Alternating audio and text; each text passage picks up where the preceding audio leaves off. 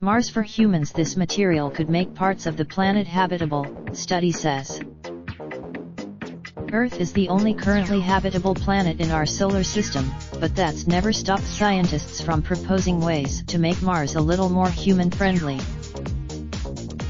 In a 1971 paper, astronomer Carl Sagan suggested a way of terraforming Mars, or making it more habitable for humans. His proposal, and researchers tested this proposal and found that the total yield would fall short of making the planet habitable.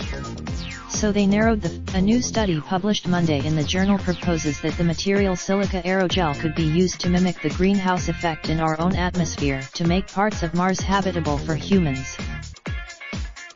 Mars. So how would that work?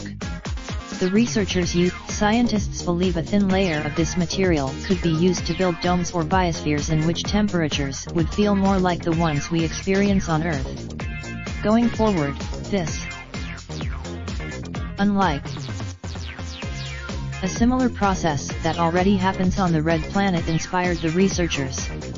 The Martian polar ice